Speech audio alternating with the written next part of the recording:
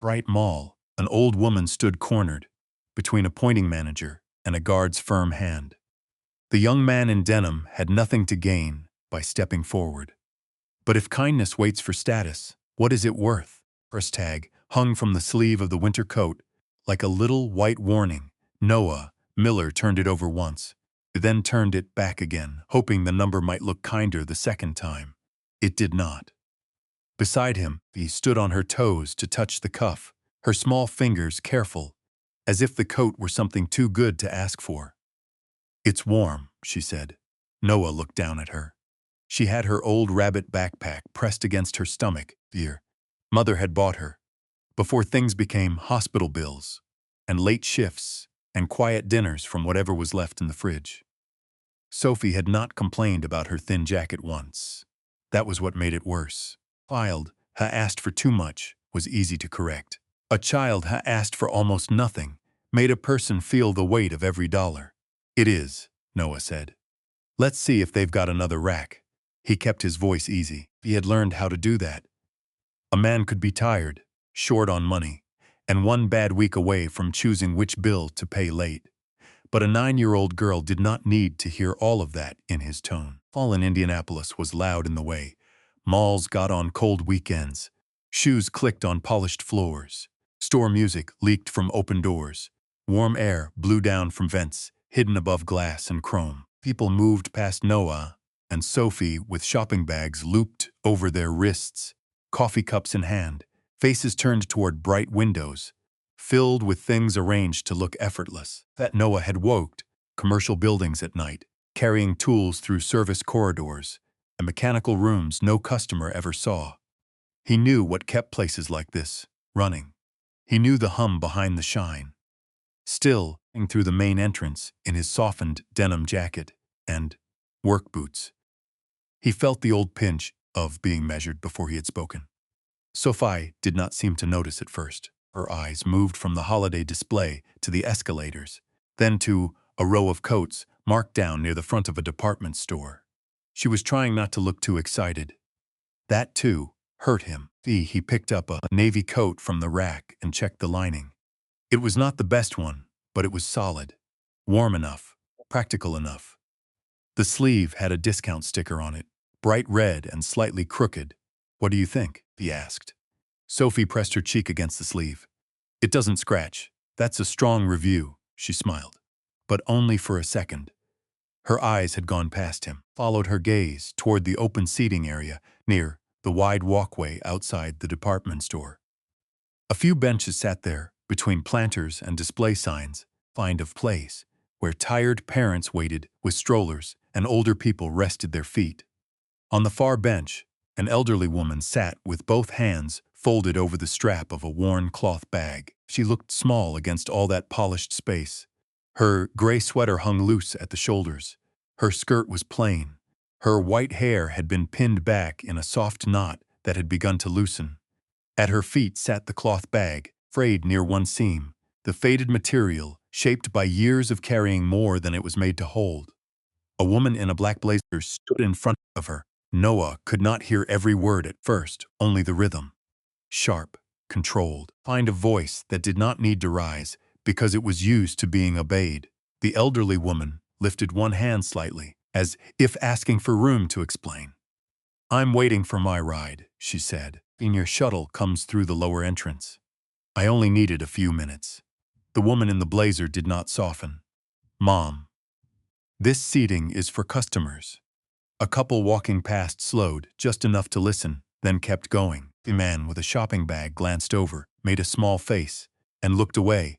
Noah set coats back on the rack, without taking his hand fully off it. Sophie moved closer to him. "Is she in trouble?" "I don't know," Noah said. He knew enough. He knew the shape of it. He had seen people get removed from places without anyone saying the real reason out loud. Not because they had done anything. Because they looked tired, because their clothes made other help uncomfortable, because someone had decided they lowered the shine of the room. The elderly woman shifted on the bench. "I'm not bothering anyone. You're creating a concern," the manager said. Her name tag flashed when she turned slightly. "Claire." We have standards here. The old woman looked down at her own sweater, and that small movement went straight through Noah. It was not dramatic. It was worse than that, found.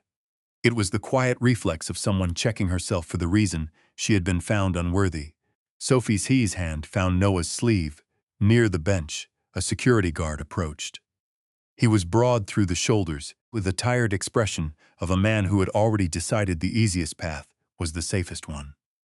Claire leaned toward him and spoke low, but not low enough. She needs to be moved out. The elderly woman's fingers tightened on the cloth bag. Please. I'm just waiting. The guard stopped beside the bench. Mom, you'll need to come with me. Noah felt Sophie's grip tighten. The coat on the rack was still between his fingers. Warm enough. Practical enough.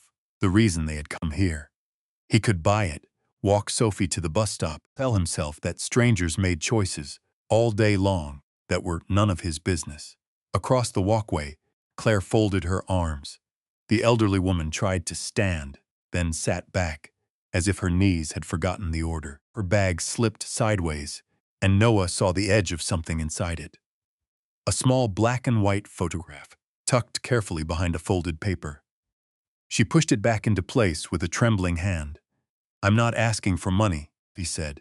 Claire's face tightened, not with shame, but with impatience. That isn't the point. Noah looked around. People were watching now, but softly, from the corners of their faces. A mother pulled her child closer, pretended to check his phone. Two teenagers paused near a planter, curious but unsure whether to smile. No one stepped forward. The guard reached down. Come on, Mom, Sophie whispered Noah. He looked at her. Face had changed. The excitement from the coat rack was gone. She was staring at the old woman with the troubled seriousness of a child, seeing a rule she had never been taught. Her rabbit backpack hung crooked from one shoulder. Eyes asked the question before her mouth could. Are we allowed to just watch? Noah swallowed once. Claire made a short motion with her hand, as if shooing away a problem from a countertop. Now please. The guard stepped closer to the bench. The old woman clutched the strap of her frayed bag with one hand and the edge of the seat with the other. Then Marcus Reed reached for her wrist. Sophie's fingers slipped from Noah's sleeve. She looked up at him as if the whole bright, polished mall had gone silent around them. For one breath, nobody moved. Marcus had not pulled hard yet, but his fingers had closed around Margaret's wrist, and that was enough. The old woman's shoulders folded inward, not from weakness alone, but from the sudden knowledge that she had become something to be handled. Her cloth bag slipped against her knee. One frayed corner brushed the polished floor. He saw Sophie watching. Not Claire, not Marcus. Him. That was what finally moved him. He let go of the coat rack and stepped away from it. The navy winter coat, still hanging there with its discount tag, swung gently behind him. His small hand reached after his sleeve and missed. Noah, she whispered. He glanced down just once. Stay right here, he said softly. Where I can see you. Then he crossed the walkway. He did not rush. He did not square his shoulders like a man looking for a fight.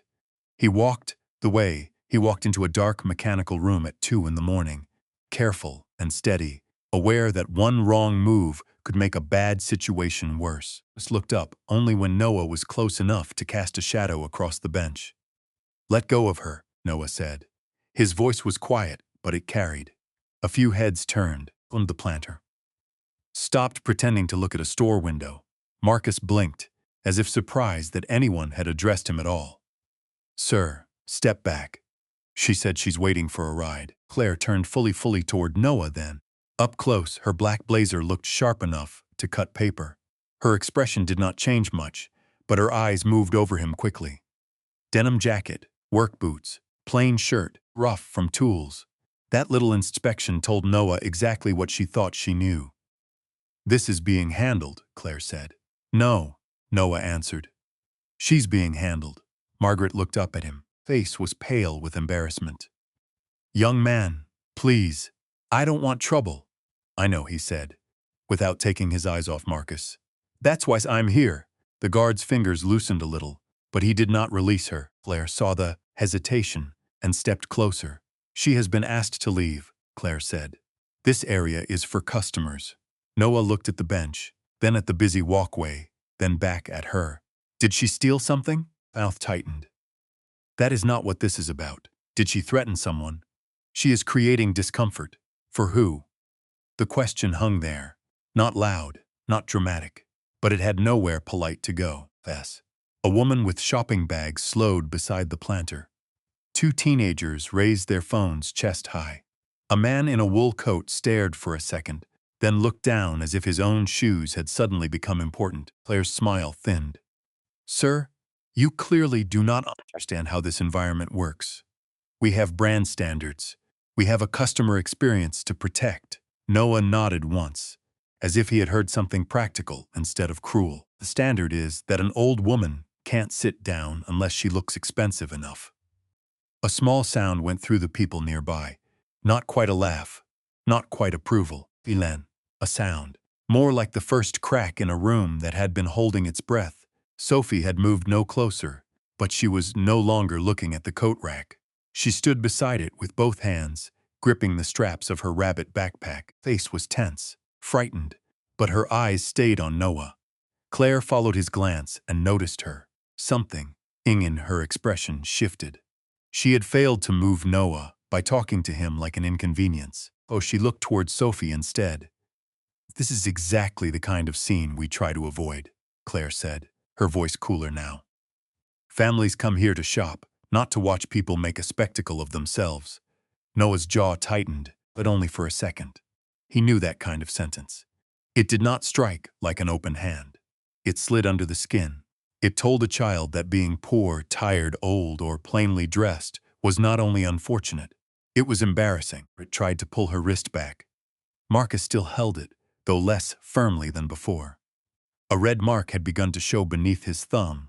Noah saw it, so did Sophie. Her lips parted, but no words came out. Take your hand off her wrist, Noah said. Marcus looked toward Claire. That small glance said more than any argument could have. He was not deciding what was right. He was checking who had authority. Claire lifted her chin. Marcus, remove her from the seating area. Noah stepped between them. He did it smoothly, without touching Marcus, placing his own body in the narrow space between the guard and the old woman. Margaret drew in a small, filled breath behind him. The phones came up higher now. Claire's face flushed. You need to leave. Noah looked at her. With her? With both of you, Claire snapped.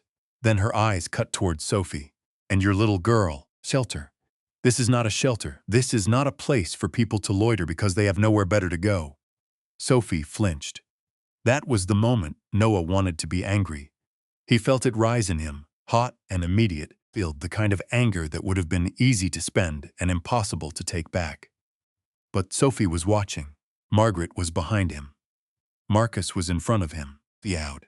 The crowd was waiting to see if he would become what Claire wanted him to be. A problem that could be removed. So, Noah let the anger pass through him and leave only the part he could use. She didn't ask anyone for money, he said. He didn't threaten anyone. She didn't damage anything. Claire said nothing. She sat down. Noah continued.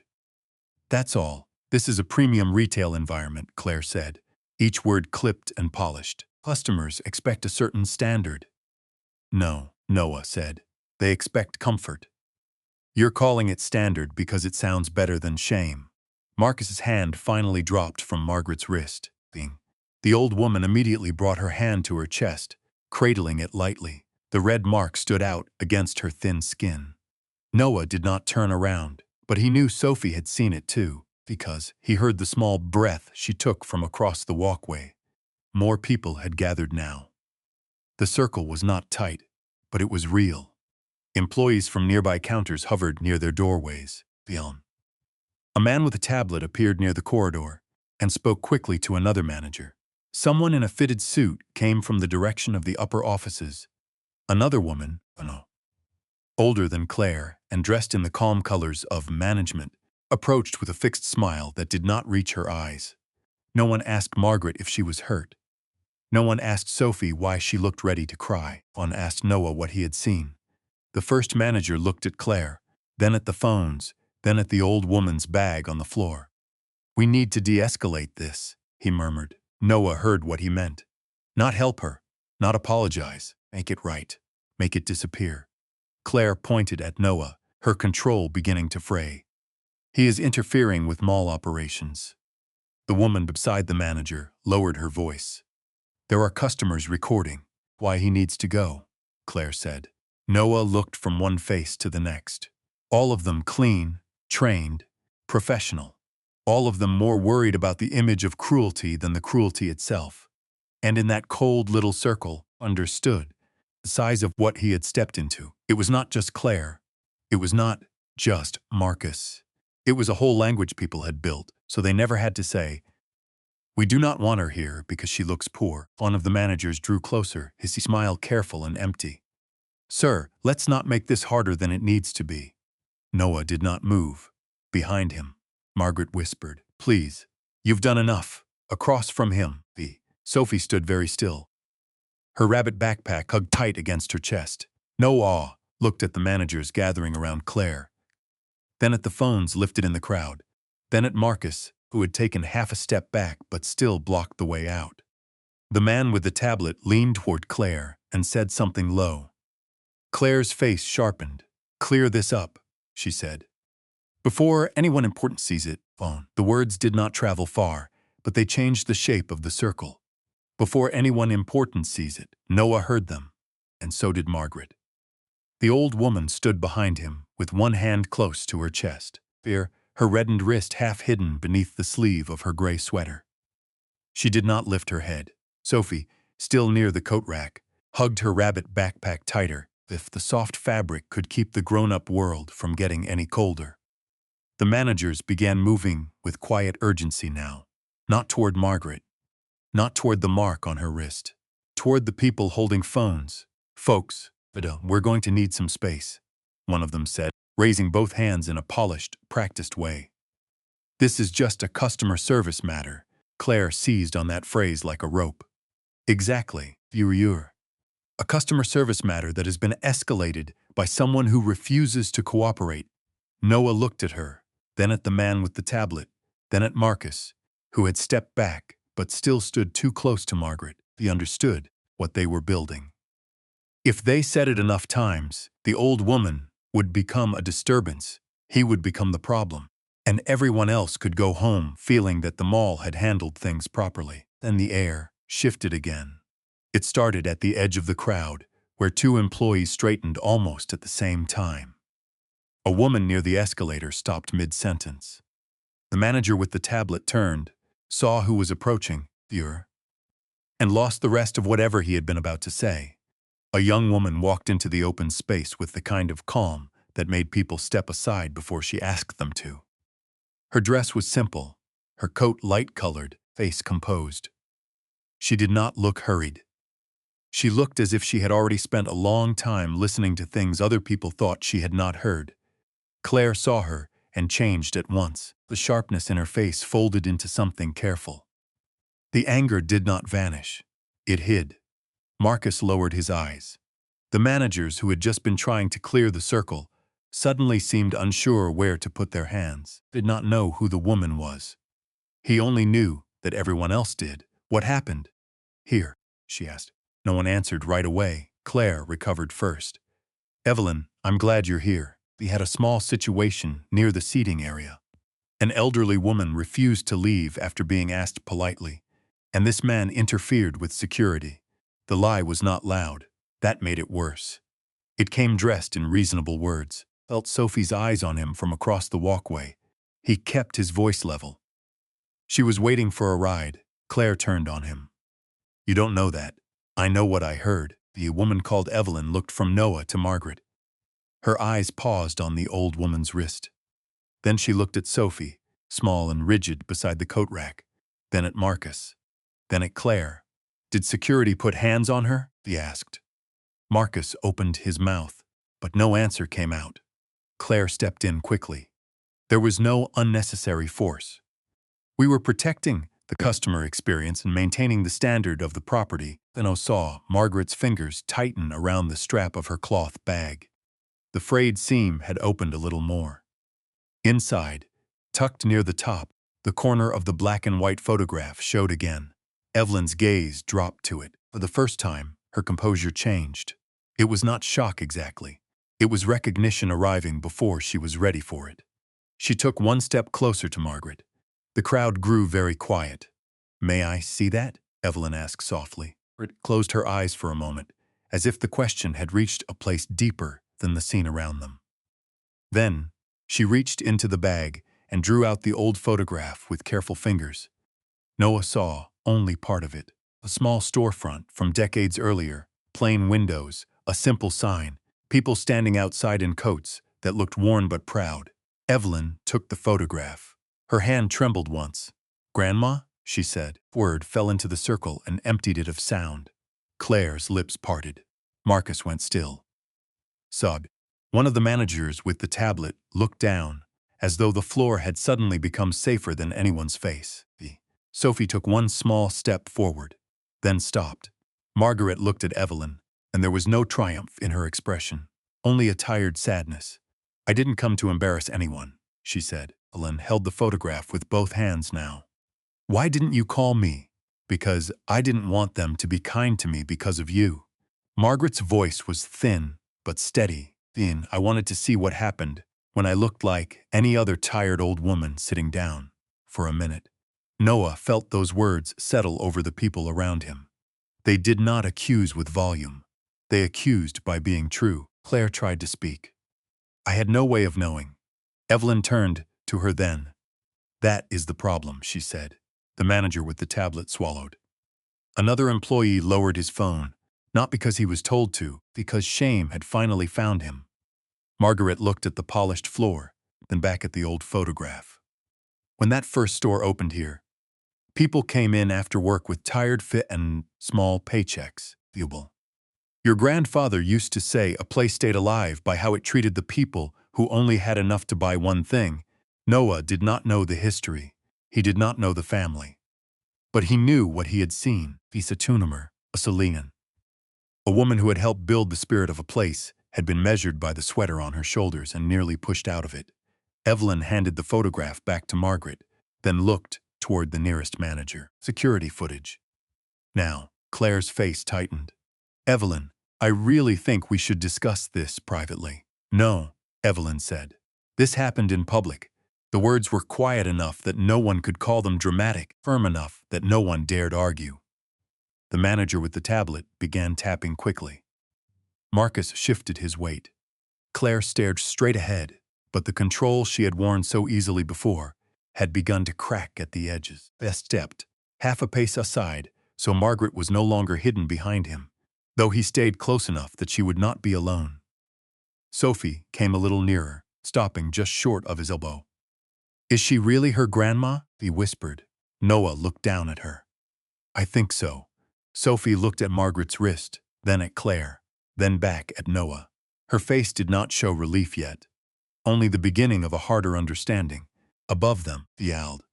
The large screen near the seating area flickered. The bright mall advertisement disappeared.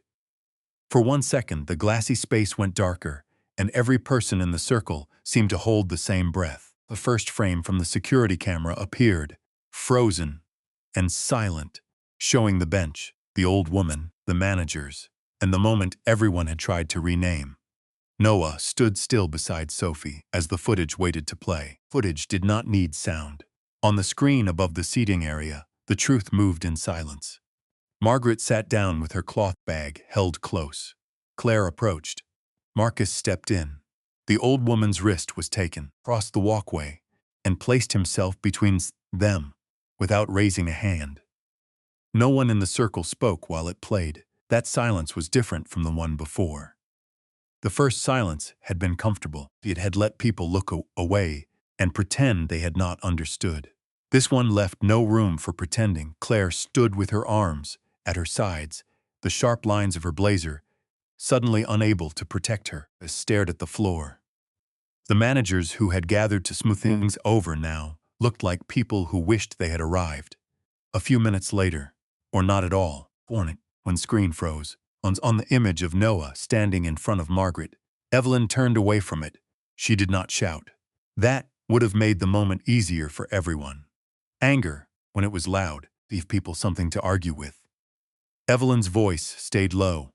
"Claire," she said, "you are relieved of your position, effective immediately." Claire's face changed as if she had been struck, though no one had touched her. "Evelyn, please. I was trying to protect the property." "You protected an image," Evelyn said. "Not a person." Claire looked toward the other managers, but none of them stepped in. Same people, who had helped her build the story, now seemed unwilling to stand inside it. Evelyn turned to Marcus. "You will be placed on leave while your actions are reviewed." Marcus nodded once. He looked older in that moment because punishment had found him, but because he seemed to understand how small the choice had been at the beginning. A hand on an old woman's wrist, a decision to obey the nearest authority instead of the quietest truth. Evelyn looked at the group of managers. "The floor team and operations staff will be reviewed. All of it. Not just this moment." Noah stood a few feet away, with Sophie pressed against his side. He did not feel victorious. He had never wanted a crowd. He had only wanted one woman to be allowed to sit down. Margaret had the old photograph in one hand and her cloth bag in the other. Her wrist was no longer hidden. Evelyn saw it again. Something passed across her face that was not only anger. It was grief. "I'm sorry," Evelyn said to her. Margaret shook her head gently. "I didn't come here for an apology. I know. Aim to see whether the place still remembered what it was built for." Noah lowered his eyes. That sentence did what the footage had not. It made the mall feel suddenly smaller, stripped of its lights and signs and polished surfaces. Beneath all of it was a question simple enough for a child to understand and hard enough for adults to avoid. Who was allowed to belong? Sophie reached for Noah's hand. Fingers were cold. A short while later, the crowd began to thin. Claire was escorted away by one of the managers who could no longer meet her eyes. Marcus followed another employee toward the offices, walking slowly, as though every step gave him more time to wish he had chosen differently. The phones lowered. The voices softened. The mall music returned, too cheerful for the room it had entered. Noah bent toward Sophie. "You okay?" She nodded, the way children nod when they are truly fine. "Did we do something bad?" "No," he said. "We did something hard." Margaret heard him and turned. Her eyes rested on Sophie, then on Noah. "Your brother is right." He looked at the mark on Margaret's wrist. "I'm sorry they hurt you." Margaret's mouth trembled, but she smiled. "You didn't hurt me, sweetheart." Sophie did not answer. She only stepped closer to Noah and came to them then. The authority in her face had softened, but it had not disappeared. She thanked Noah without making a speech of it. He accepted it with a small nod, uncomfortable with gratitude when all he had done, in his mind, was refuse to step away. "I didn't know who she was," he said. Evelyn looked at Margaret. "That is why I believe you." The words stayed with him longer than he expected. Peter known. A little time passed before Noah was asked to return to the mall. He came during the day, with Sophie beside him again, because leaving her elsewhere had not been simple, because part of him wanted her to see what happened after people did the right thing. Not the applause, not the drama, the responsibility. They met Evelyn in a plain conference room above the main floor. Through the glass, he could see the seating area near the department store. It looked ordinary from up there. Benches, planters, people passing with bags. These where something ugly had happened, if for something had happened, and where something better would have to be practiced, not merely promised. Evelyn did not offer him a grand title with a grand office. She offered him work. A new role, she said, be created around guest dignity. Not public relations, not a decorative apology.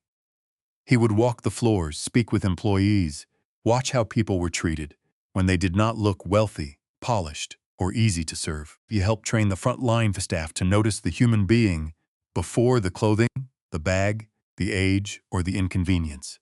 Noah listened with his hands folded on the table. "I'm not an executive," he said. "I know. Fix air systems." "You noticed what everyone else was paid not to overlook," Evelyn said. "That matters here now." He looked through the glass again. Down below, the bench sat empty for the moment. Sophie was beside him, quiet but alert, as she had Through the whole strange turn their lives had taken, Noah thought of the coat they had come to buy, Viola. He thought of Sophie's face when Claire had looked at them, as if they were another kind of clutter. He thought of Margaret, trying to keep her dignity while Stranger decided whether she deserved a seat. "I'll do it," he said, "because of what happened to me." Evelyn waited, because she was watching, he said, glancing at Sophie. "And I don't want her growing up, thinking kindness makes a person smaller." Evelyn nodded. No applause followed. Grand promise filled the room. Only a quiet agreement that the work would have to begin where the damage had been done. By the time they went downstairs, the mall felt changed in small ways, not perfect ones. Employees looked up when older shoppers passed. A young clerk stepped aside to help a woman with her bags. Near the seating area, Margaret sat on the same bench with her cloth bag at her feet. The torn seam had been mended. It was still the same bag. Faded, soft, ordinary. She had not replaced it with something expensive. That seemed to matter more than any apology the building could offer. She had come back as herself, this time. No one asked her to prove she belonged. Sophie walked over first. She stood in front of Margaret with both hands wrapped around the straps of her rabbit backpack. "Are you waiting for your ride again?" she asked. It smiled. "No. Today I'm just sitting." Sophie considered that, then nodded as if it were a very good reason. Noah stood a little behind her, giving the moment room. Evelyn stayed near the planter, enough to be present, far enough not to turn it into a display. After a while, Sophie looked back at her brother. "Noah." "Yeah?" Her eyes moved from Margaret to the bench, then to the cyber. "When you helped her, did you know she was important?" The question was soft, but it reached him more deeply than anything said in the conference room. Noah looked at Margaret. He looked at the mended bag. He looked at his sister, waiting, with the seriousness of a child who had carried the question longer than anyone knew. "No," he said. "I didn't."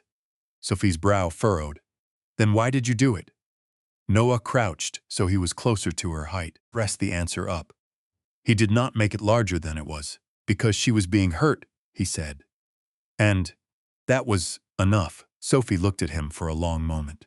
Then she slipped her hand into his. It turned her face away slightly, not to hide from them, but to gather herself. Evelyn lowered her eyes. Around them, the mall kept moving, softer now, if that one bench had become a quiet place where the building remembered itself. Noah stood with Sophie's hand in his and felt, for the first time that afternoon, a kind of peace. He had not known Margaret's name, her history, then her power. He had only seen an old woman who needed someone to stand near her, and in the end, that was the part Sophie would remember.